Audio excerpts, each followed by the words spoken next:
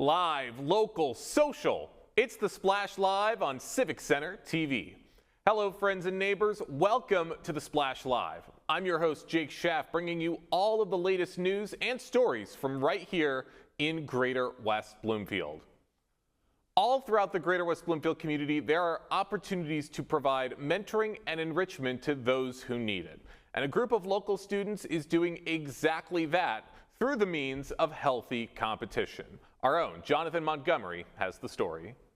Jonathan Montgomery, Civic Center TV, and I am here at the Reserve Senior Center in West Bloomfield. Now, usually the halls of this place are filled with quiet reflection, but today it was filled with laughter. And that is all thanks to a local organization called The Connection. I took a look inside to see how a simple game of Connect 4 can connect generations. Connection, we're a Detroit-based nonprofit organization focusing on helping students stay engaged and excited about learning.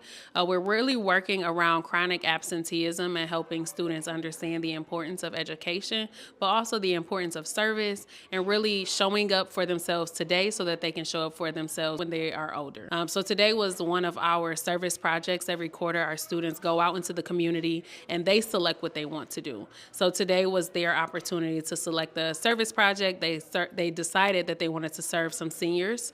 So we partnered with this facility today to bring our students for the second time to come and play games with the seniors, get to know them, build relationships, and also just to pour back into the community that gives so much to them. The thing about being here with the Connection and the senior citizens is seeing their face, like when they smile at the games we play, it really makes me happy. So what was your favorite thing about coming here today? My favorite thing about coming here today is seeing my best friend Larry. What we did today, we played games, played bingo, and had a great time. I would say if you have children, definitely encourage them to give.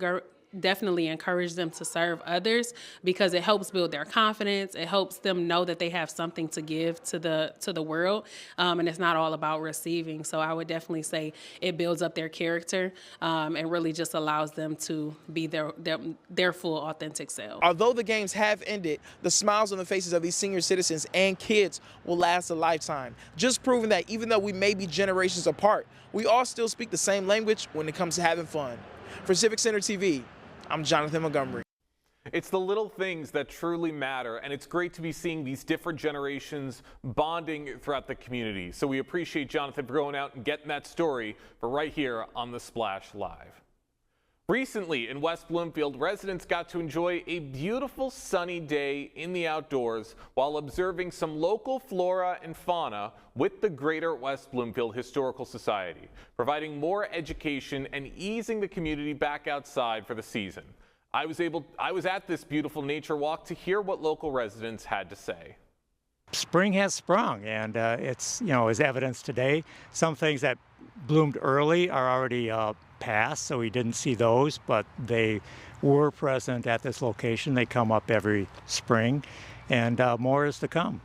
What I liked about the walk today is that we got to see so much of nature and so many plants that I didn't know existed, like the honey, the garlic mustard plant, and the skunk cabbage plant.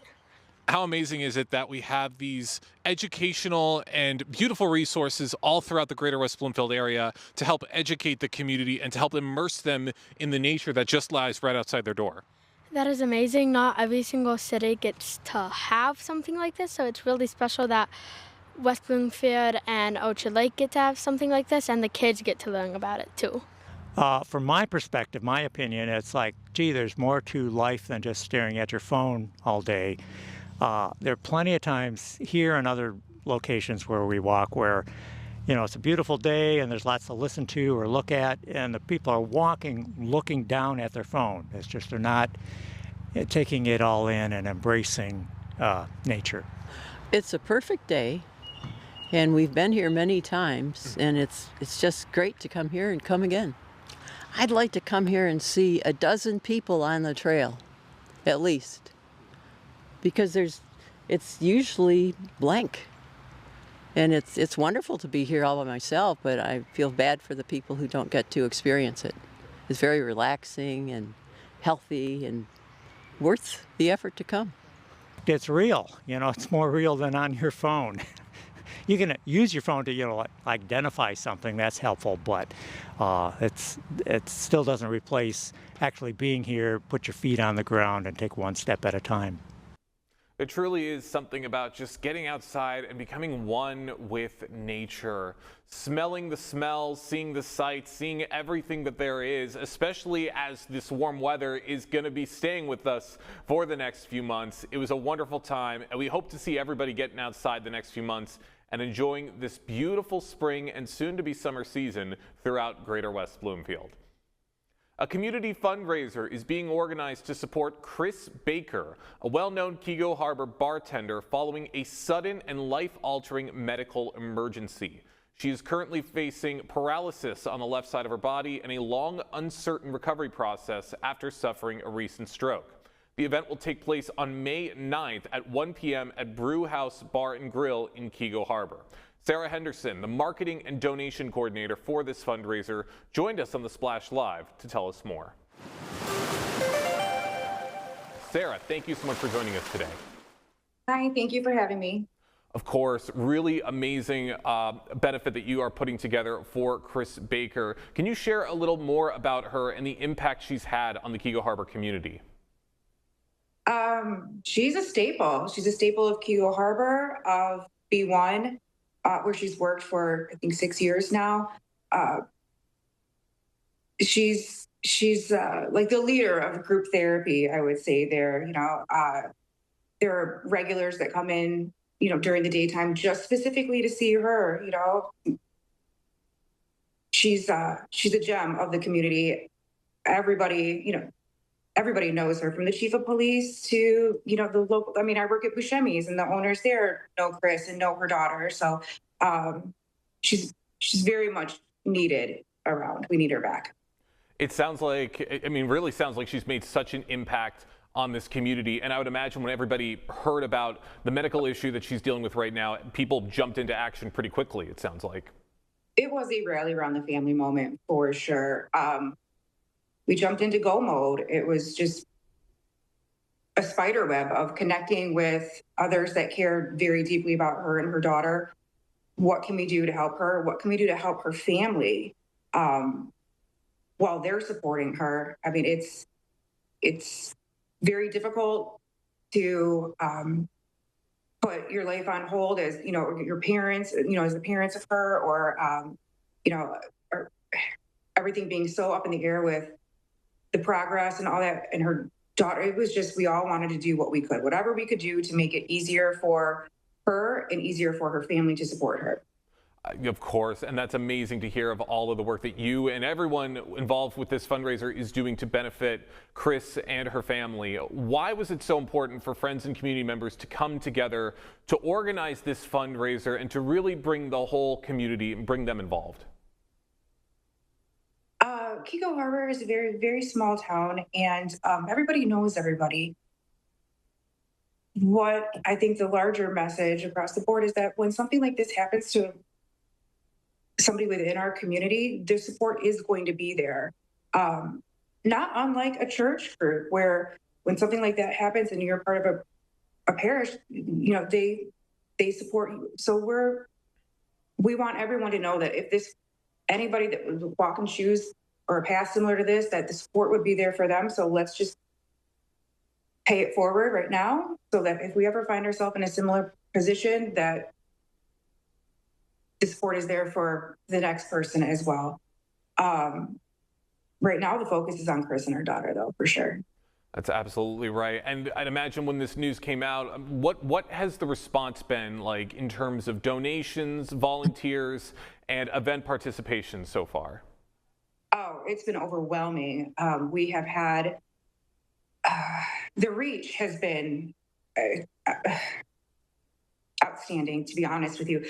We've had individual donations made to the Venmo that we had set up. One of our team members, so to speak, took on the finance aspect. So she's in charge of making sure that, when donations come in, we're allocating them appropriately, and what gets set aside for, everything gets set aside for Chris, or for the opportunity to create more profitability that would then benefit her. But so from those cash donations to the local businesses, I mean, everybody just wants to jump in and do what they can. It is the response has been widely, what do you want?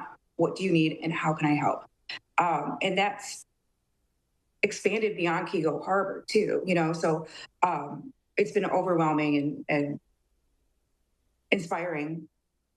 It absolutely is inspiring. And like you said, when it comes to a small town like Kego Harbor where everybody knows everybody, you absolutely do want to jump into action and help in any way that you possibly can for someone that you know very well. For those just joining us on the Splash Live, I'm talking with Sarah Henderson about the upcoming benefit for Chris Baker, a beloved Kego Harbor bartender who recently suffered a stroke and is going to be undergoing brain surgery soon. And this is a benefit to raise funds and to help her and her family through this trying time. Now, Sarah, what does this event say about the importance of supporting friends and neighbors during times of crisis?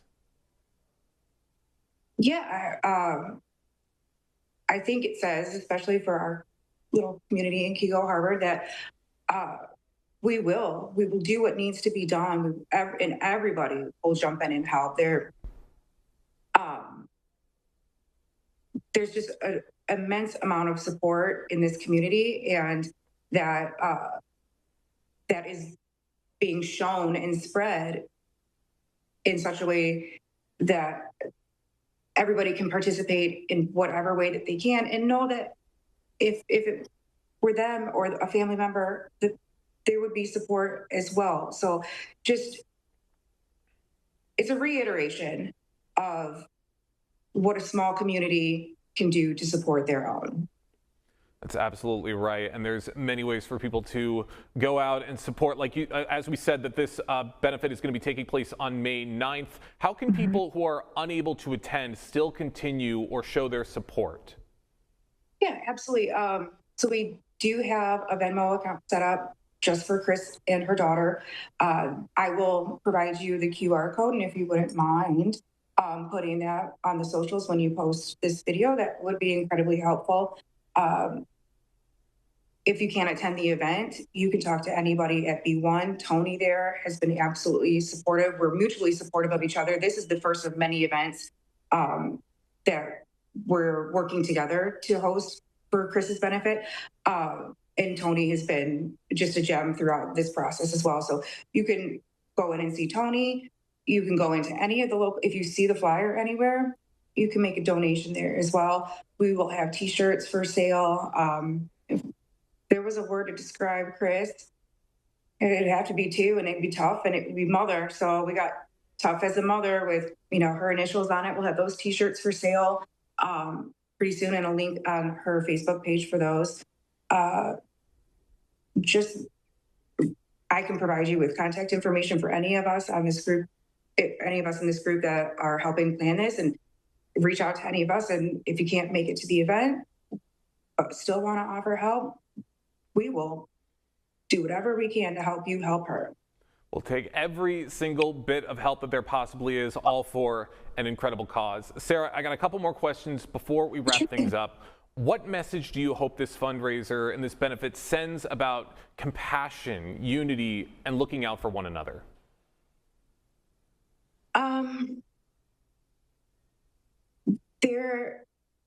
Each one of us in this group that's organizing this event, we are our own nucleus to our own connections within our community. So we all either live or work in Kego Harbor, or both. I happen to live in Commerce and work in Kego Harbor. So I have connections that are branching out in Commerce. We have Clarkson, we have Troy, we have Auburn Hills, West Bloomfield. So to get together and help each other and lean on our own person, and just the growth is there exponentially, and the opportunity is there to truly support a family in a time of crisis, but not just in the moment of crisis, for the months thereafter. The recovery process is so unknown, and we're so unsure of what that's going to entail as far as medical costs go. And beyond that, things like transportation, I mean, the things that you don't think about. We all grocery shop, but if you have to have your groceries, let's say DoorDash or delivered, that's an added expense. I mean, and we do not know how long someone in this position is going to need that kind of support. So to have a network of people who then have their own network of people, it's an exponential impact in a positive way. It's just casting a wider net all throughout the community. And that's where change happens, with the people you know and the bonds that you create. Sarah, where can people go to gain a little bit more information about this benefit and how they can help? On Chris Baker's Facebook page, we have shared a flyer. I will share the link with you. I will send you a PDF of the flyer as well. And if you would like to post it on your socials, again, we would be grateful. Locally, I mean, you can't walk into any restaurant or any store and not see the flyer and get the information, but we will make sure that we're constantly sharing it and reminding people and our support system so that they can share it as well in the coming weeks leading up to the event. Well, it's amazing to hear of all of the work that's been done so far and all of the help that's come to Chris's aid. Sarah, thank you so much for joining us today here on the Splash Live. Thank you again for having me. It's amazing to see the Keego Harbor community coming together for one of their own. Once again, the fundraiser for Chris Baker is going to be taking place on May 9th at 1 p.m. at Brew House Bar and Grill in Keego Harbor. Atomic Glow is a unique off-season first tech challenge robotics competition hosted at West Bloomfield Middle School. The 2026 event is scheduled for May 9th, bringing together student robotics teams for a high-energy interactive competition. Teams are encouraged to creatively design and decorate their robots with glow elements, adding a visual and artistic dimension to engineering. Here to give us some insight on this exciting event is West Bloomfield Middle School robotics coach and Atomic Glow creator, Chris Haynes. Chris, thank you so much for joining us today. Thank you so much for having me on today. Of course, this sounds like such a cool event, and we love hearing about this kind of stuff happening around Greater West Bloomfield. For those unfamiliar, talk a little bit about how Atomic Glow differs from a traditional robotics competition. Sure. So the Atomic Glow is an unofficial off-season event with a focus on having some fun. It's based on the traditional game we played in the competition season. But we've modified the playing field. We've changed a bunch of the rules, and the best part, we play the game under black light. That's awesome, and it's such a cool. I'd imagine that's such a cool aesthetic that it creates for an event like this. What inspired the idea to create a glow-in-the-dark robotics event? Well, it started out as I've always just wanted to have a WB hosted event, period, for the middle school level of robotics. However, that's a really large undertaking, especially for somebody who's never thrown an event. So to gain some experience, with the hopes of eventually having a traditional event, I thought, let's just do something that's fun. So 3 years ago, I pitched the idea of a blacklight event to my team, and they loved it. After that, we just began working with the district to make it all happen. That's great. And I'm curious, how does the blacklight environment change the way that maybe teams approach their design or present their robots? Yeah, so they're encouraged to make their robots react to black light. A lot of teams will use either neon tape or paint to help achieve that effect. Others even 3D print parts using neon or glow-in-the-dark filament to give it that glow. Interesting. And I'd imagine with an event like this, the students learn quite a few skills to maybe help build or refine these robots throughout this event. Is that right? Sure is. Yep. They learn CAD. To do the 3D printing, they have to design that part from scratch, and so they learn all those skills. And then putting it all together, just learning how the nuts and bolts come together, and the code comes together, and yeah, it's a lot. I mean, it sounds like a lot. I mean, full transparency, I don't know really anything when it comes to robotics, but so to hear these middle schoolers tackling these projects and to be creating these creations, I mean, that's just incredible. How does Atomic Glow help promote STEM education within the West Bloomfield community, would you say? Well, for me, my hope is that it really highlights some of the great things about our robotics program and encourages others to try it out. To see that it's more than just a robot. It really is a program that involves a robot, but it's so much more than a robot itself. It absolutely is. For those just joining us on the Splash Live, I'm talking with West Bloomfield Middle School robotics coach Chris Haynes, who's also the creator of Atomic Glow. And the 2026 event is scheduled for May 9th at West Bloomfield Middle School. Now, Chris, this is the second Atomic Glow event, if I'm not mistaken. How has this event, what was the response like last year, and how have you seen it grow in that time? Yeah, so last year we started really small. We only had 16 teams there, just to test out the idea. We got a lot of great feedback from the people that came. The biggest thing that they said that they liked the most was the atmosphere itself, just being able to go out there and have some fun. Several of the teams worked with us or offered to work with us throughout the last year. They've been giving us tips. They've been giving us help when we're going through the rules and what modifications we want to make. And then this year they actually helped promote the event. So we've actually increased the field size. We're going with 23 teams coming in on Saturday. That's a pretty big jump, and all these great teams, they're going to have a blast at this event. But I'm curious what it's going to be like for the spectators and the community members that are going to be stopping by and seeing this event. What can they expect as witnesses? Neon, lots and lots of neon. But no, they'll be dancing. There'll be food. You're going to see robots launching balls in 4 different directions. It's going to be a party. It's as much as there is a robotics competition happening, it's a giant party for all of us to just come together and have some fun. It sounds like a party. It sounds like a blast, and I'm sure people are going to have an amazing time at this. Now, Chris, how would you say this event helps to encourage creativity in addition to technical skills with this robotics event? Yeah, so this touches a bit on the earlier question about the robots themselves. But in addition, we have a bunch of fun awards that we'll be passing out. And some of them are about things like designing team posters that glow, or coming up with fun outfits to wear at the event.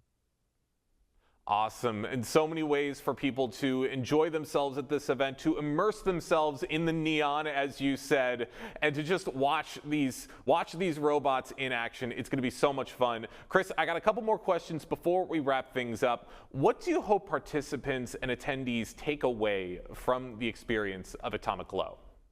That this is way more than a robot, and that we're supposed to be having fun celebrating all the great things that we do.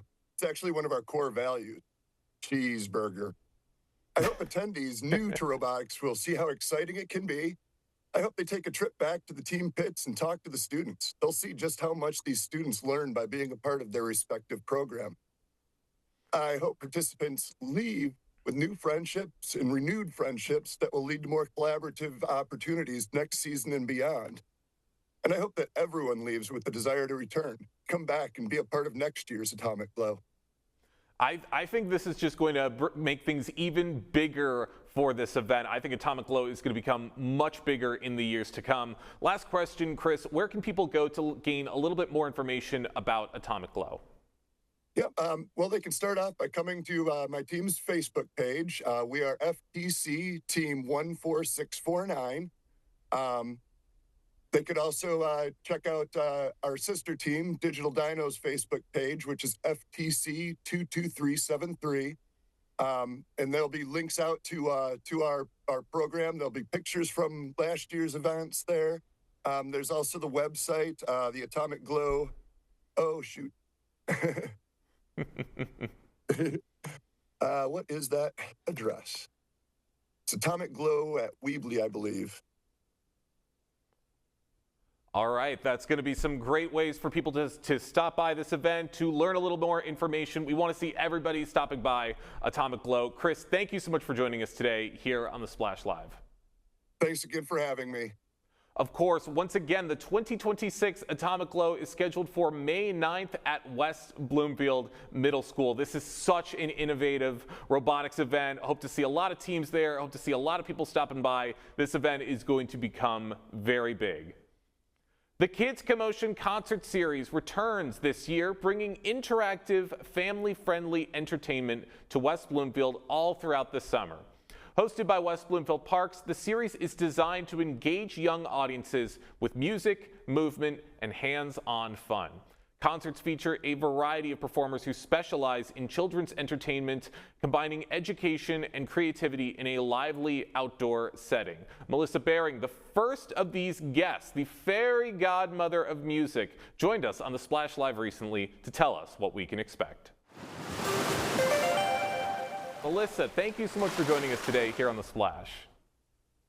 Hi, Jake. How are you doing today? I am doing great. Love hearing about this. I mean, Kids Commotion is truly a sign that summer is coming very, very soon here in Greater West Bloomfield. So I'm very looking forward to this and very looking forward to your performance as well as the fairy godmother of music. Can you tell us a little bit about your persona and how it came to life? Sure. Well, basically, I've been a musician forever. And since I was born, the joke is I came out singing. But, you know, younger people need access to musicians. I was a touring artist for Princess Cruises for about 7 years. So I've been around the whole world. And when I returned to Metro Detroit, I started working with some younger kids and found that they really enjoy live music with a real person. And so having the opportunity to see someone play guitar, to hear a lot of cover songs that they enjoy. I have a program that's mostly Disney-oriented songs, as well as some classic children's songs that everyone can sing along to and know. As I got back here to the area, I'm from Michigan originally. I got back to the area and I really just started getting engaged teaching kids and realized that it was a way I could really help build like strength for younger people when they get some attention from an artist that's willing to really engage, look them in the eye. I get them to sing along with me. I teach them some songs in some foreign languages. I tell them some jokes about like the places I've been around the world, and we go on kind of a journey throughout my program of different places. So we'll sing some songs in French, depending upon kind of what they're interested in. When I'm there, we might go down a path of something that's a little bit more comedic, and I'll get them to open up their imaginations and help me create lyrics to some songs. I like to have them dance and some of the traditional things that you would expect to see in a kids program. You Are My Sunshine. And sometimes we do the hokey pokey. It depends on how they're feeling. Sometimes they just really want to like get up and move and not be so structured. And so, you know, freeform dance is encouraged as well. I played this show for West Bloomfield a few years ago and really enjoyed being a part of the community and helping make a really great event. I had no idea how fun it really was until I got there, and it was a blast. So I was honored to be welcomed back. Yeah, it is an absolute blast. I mean, I've been to a couple of the Kids Commotion concerts in the past, and you just see the joy on everybody's face as they're enjoying this music and just enjoying the camaraderie with everyone else in the community. And you just touched on this, that you've done the show before, but what does it really mean to you to bring your music and your message to the West Bloomfield community with a performance like this one? Well, folks really need an outlet today. They need a chance to blow off some steam, to have to have a chance to forget. Even little people need that right now. You'd be surprised at how much they're exposed to today. And so by unplugging for a few minutes with me, and I plug my guitar in, and getting a chance to really just be together makes everyone, like, it just lifts your heart. It helps, like, the whole entire community, like, kick off the whole summer. Like, we're close to summer break, right? So this whole opportunity to look at what you have coming forward this summer, to hear some great music, to really just feel better. Not that everybody feels bad, but when you're around music and you could sing along and dance, it just really changes how you feel, and it changes the energy in your person. So I want to come and, spread some love. And that's what everyone is looking forward to. They're ready to feel the love and they're ready to feel the joy with this performance. Now, you touched on this a little bit, but how do you tailor your performances to engage and connect with young audiences and to help them become involved? Yeah. Well, engaging and connecting is an interestingly complicated thing. Like I said briefly, unplugging, I think, will help. And generally, during this kind of a performance, they're not on a screen, they're not engaged that way. So when I ask them questions, they'll answer me. They'll get really involved. And I'm going to tell you, if you want to see something funny, come and watch me, an adult woman, deal with other people's very tiny children and the peculiar questions they will indeed ask me while I'm standing there singing songs and playing guitar. It never fails. As soon as I open the floor to them helping me create some words to whatever I'm singing, they tend to pick some very interesting things. And it will often go off the tracks or on the tracks, depending upon which kid is involved. But there's always a few that kind of get everyone else engaged.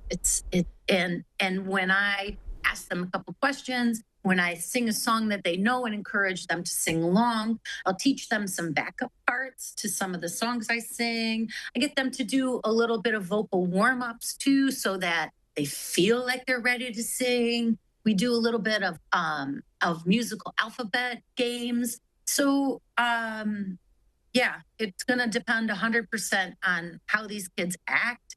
But I have a feeling, since I've been there with them before, they know a lot of these songs, and no matter the age, they tend to be typical things that they've heard from either films or something maybe their grandparents have sang to them.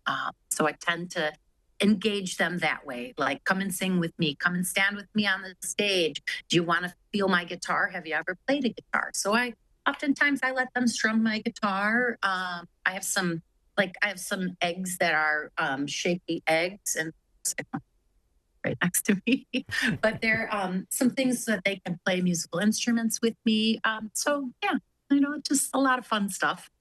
It sounds like a blast. And hey, I was a little kid myself too, way back when, so I know the kinds of questions that can typically be thrown out there. But hey, you do a lot. You help keep everybody in line, and everyone's going to have a blast at this event. For those just joining us on the Splash Live, I'm talking with the fairy godmother of music herself, Melissa Baring, who's going to be the concert performer for the first Kids Commotion concert that's going to be taking place this year on May 14th at Marshbank Park in West Bloomfield. Now, Melissa, how do events like Kids Commotion help strengthen community connections all throughout Greater West Bloomfield and beyond? A few years ago, I said I would like to play local community concerts in local parks. I wasn't looking for a big stage or, Little Caesars Arena or anything like that. I've been a working musician for a very long time.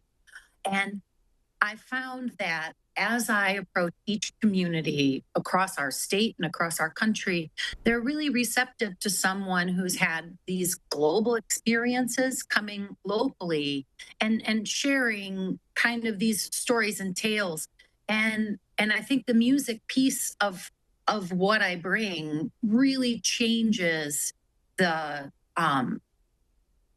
just changes the experience for everyone in the park, in the downtown area. For instance, if I'm playing in a downtown area, and I sing a lot of music that people know, and so you can really come together with a song that you know. If you think about For instance, happy birthday. How many times have you sang that, Jake?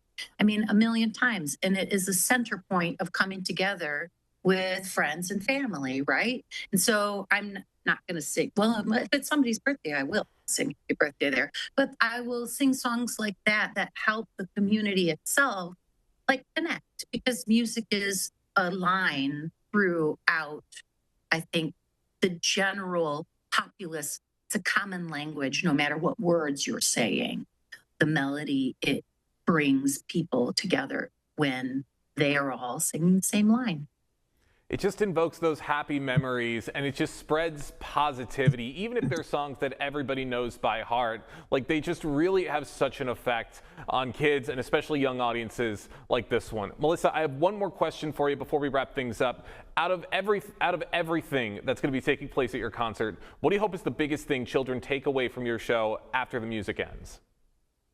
Oh, music is your best friend throughout your whole entire life. No matter how good or bad your day is, it will follow you and hold your hand no matter what you're doing. That's what I hope they understand when I'm done. Brilliant words to take away, and brilliant words for everybody to remember. Melissa, thank you so much for joining us today here on the Splash Live. Thanks so much for having me, Jake. What a joy. And it was a joy to talk to you, Melissa. Once again, the first Kids Commotion concert of the summer is going to be taking place on May 14th. You can see Melissa there as the fairy godmother of music, and families are going to have an amazing time. We're going to take a quick break, jump into some more stories right here on the Splash Live right after this. Live, local, social. It's the Splash Live on Civic Center TV.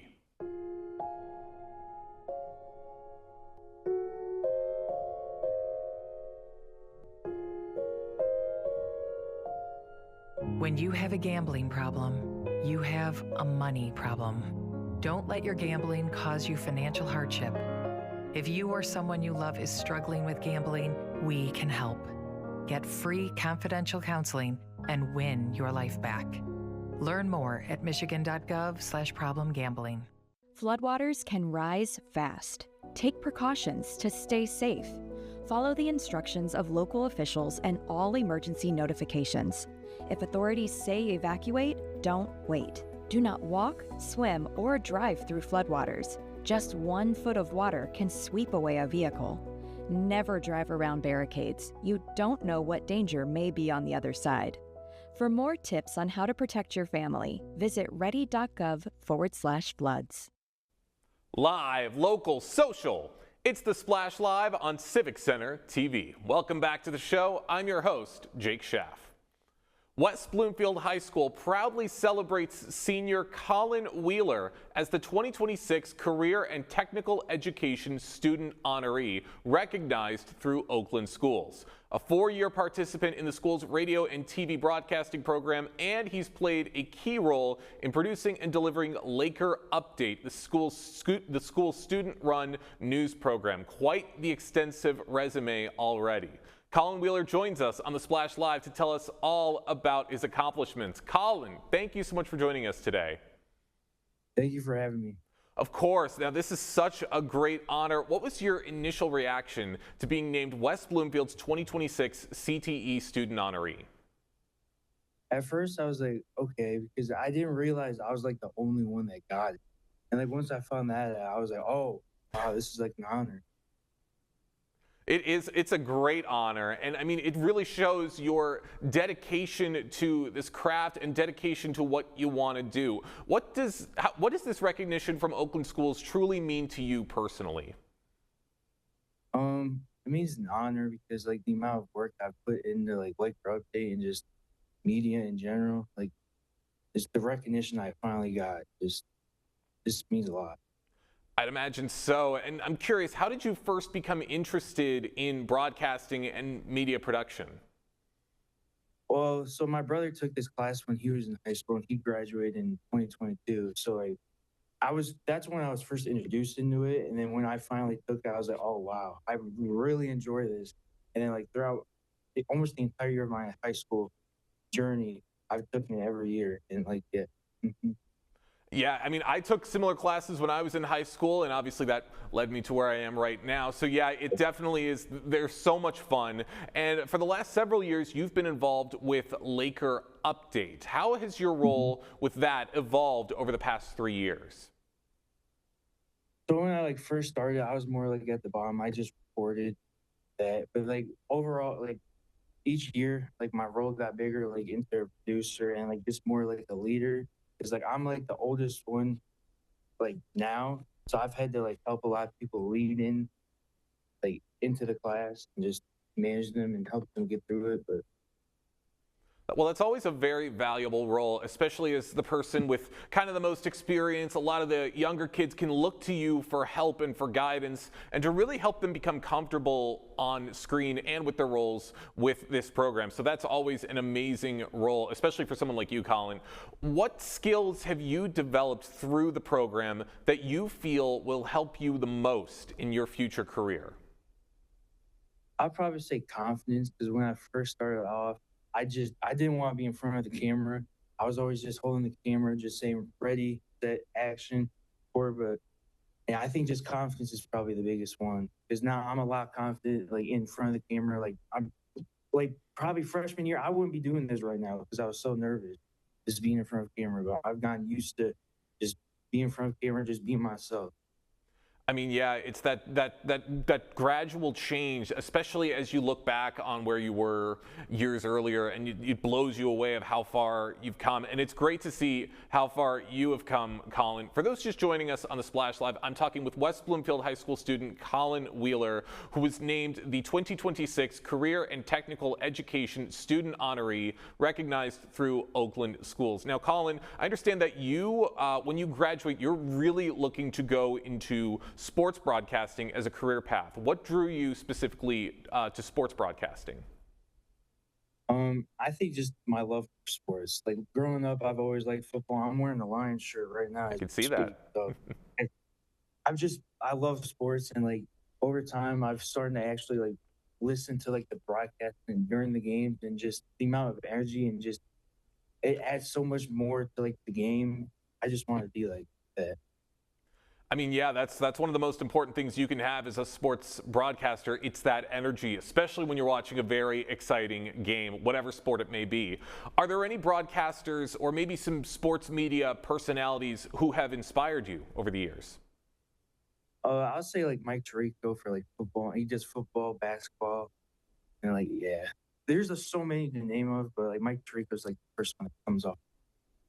Yeah, Mike Tirico's definitely one of the best there is. Now, as you prepare for college, Colin, what are you most excited about in continuing your broadcasting journey? I think just being able to capture really special moments in sports, like a game-winning shot or a game-winning goal for hockey, just something like that, just bringing the energy. That's right, bringing that energy, and we can't wait to see what you accomplish next. Colin, last question before we let you go. What advice would you give to younger students who are maybe interested in getting involved in broadcasting or CTE programs? I would say just do it. Because this year I took CAD for the first time. Never thought of it, but I've enjoyed it so far. And for media, just go out and do it. Just at least try it for 1 year, because there's a 1 year course at West Bloomfield. If you don't like it, just don't do it. But if you like it, you can enjoy. I never thought I would do this freshman year. I had no clue what I was going to do freshman year, but overall, over time, I've just enjoyed this, and I want to take this to the next level in college. You'll never know if you don't try. Well, Colin, we can't wait to see where your career takes you in the years to come, and we thank you so much for joining us today here on the Splash Live. Always love hearing about these high schoolers heading off to college, especially with clear paths for the future, who've already been celebrated for their accomplishments. I think Colin's going to have a great career as a broadcaster, and who knows? I mean, we could always use someone like him on our team. You never know where careers are going to take you. So best of luck to Colin for the future. After years of dedicated public service, West Bloomfield Fire Chief Greg Flynn is preparing to retire, marking the end of a distinguished chapter in the township's history. Chief Flynn has been a steady and trusted leader, guiding the department through both everyday emergencies and large-scale critical incidents. He joined us on The Splash recently to reflect on his celebrated career. Chief Flynn, welcome to the show, and congratulations on your upcoming retirement. Tyler, thank you. Good to be with you as always over the years, our time together, a friendship that's really developed through these types of interviews. Yeah, it's been a pleasure to get to know you, to get to know the fire department throughout the years that we've been talking here on the Splash Live and through other programs as well with Civic Center TV. For you, you've had such a great career at the West Bloomfield Fire Department. There's been so many changes over the years that have really benefited our community while also benefiting our firefighters. What are among some of those that you're the most proud of as you approach your last couple of months at the helm? Well, we've made really some pretty significant refinements, in our approach to how we deliver service in the community. You've seen a change in vehicle types, how we spec those vehicles. You've seen a change in the outward appearance of buildings, with the complete demolition and rebuild of Fire Station 3. You're seeing the efforts of the renovation on Fire Station 1 on Orchard Lake Road taking place. Early on, even in my career, the building of Fire Station number 5. So, a lot of growth. I'm a little apprehensive to the change word because one thing hasn't changed in the FD's commitment to this community, and it's our mission. And that mission will continue on long after me and whoever follows in the seat in the years and decades to come. Because that is just a tradition that's been carried on from the chiefs before me and the firefighters before me as service and service to this community. It truly has been an honor and a privilege. And one thing that's been consistent with yourself, with so many in your leadership team, and really all the firefighters and paramedics across the board at the West Bloomfield Fire Department, is they have the right motivations behind them going into their day-to-day. Some of it can just be the regular office work or maintenance work on vehicles and apparatus, and others are, of course, those calls both in our community and in neighboring communities through the Oakway Collective. For you, going back to your early days as a firefighter paramedic, what inspired you to go into this particular career path? So my story was very personal, like so many.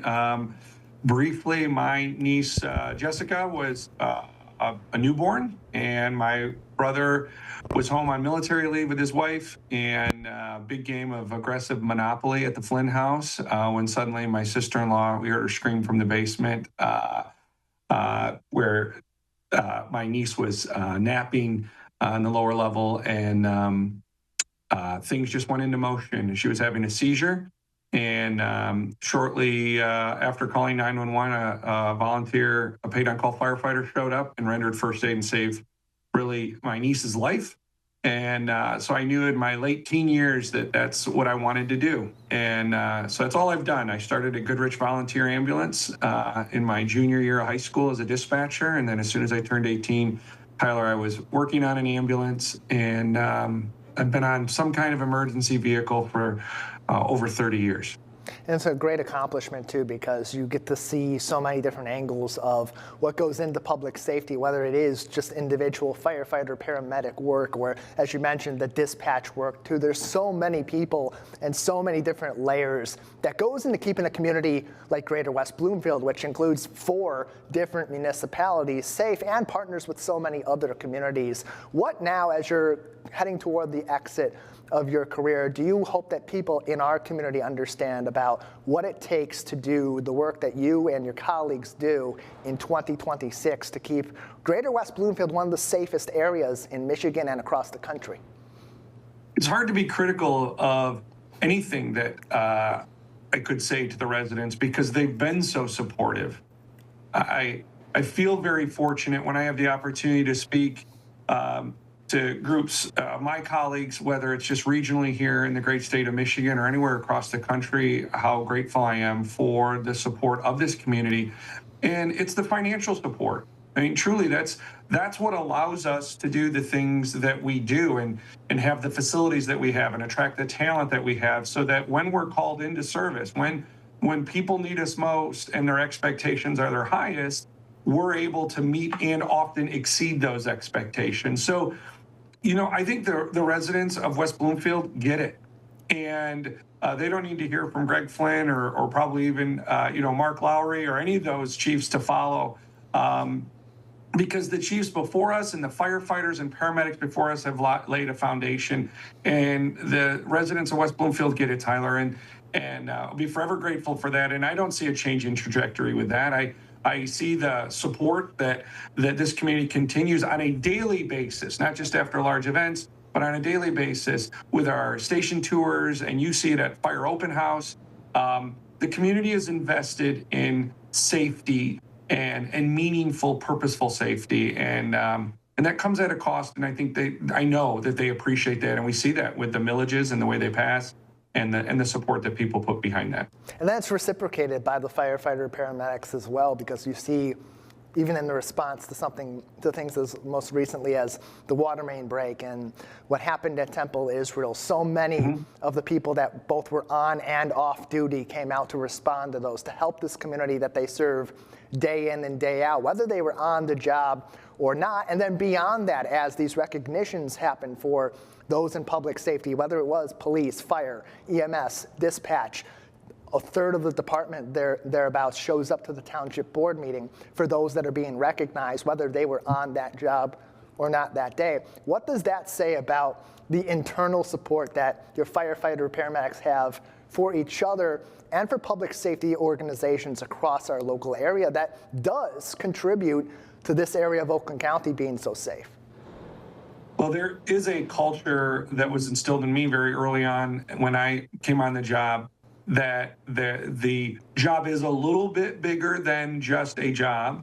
And you create this relationship with people. I think over the years, and this comes back to your question, but I've watched and been part of caring for people as they age in place, as we say, that they, kind of get older, and as different ailments might kind of progress.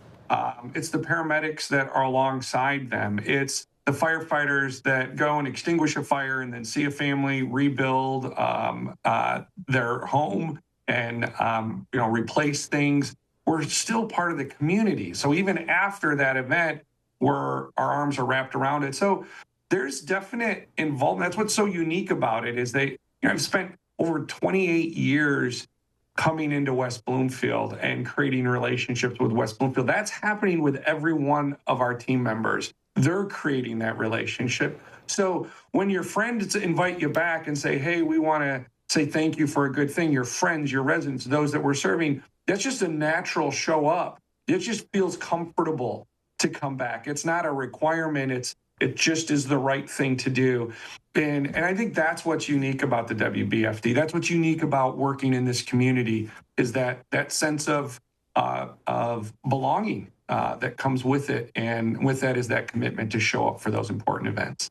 West Bloomfield Fire Chief Greg Flynn is joining us on the Splash Live today as he continues toward the end of June, which will install the end of his career as he heads into retirement after many years of service as our fire chief and so many more serving in the West Bloomfield Fire Department. Chief, the last several years, you've spent a lot of time outside of your work here in Greater West Bloomfield, helping to lift up firefighter paramedic organizations across the country, teaching them the best methods and best standards and practices so that they can continue to elevate their departments as West Bloomfield elevates theirs. How important of an effort was that for you, especially as you started to contextualize the final years of your career?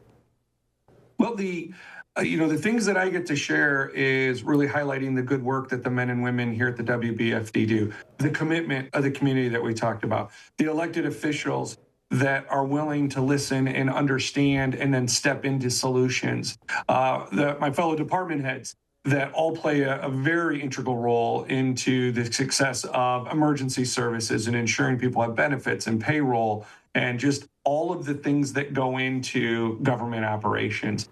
And so we share that message and the lessons I've been taught by colleagues, my trips and falls professionally where I could have done better, and sharing that experience and sharing the perseverance and the grit to move through even on days where we didn't meet expectations and we can do better, that you need to play through that you can't, get stuck in the time that things didn't go perfect.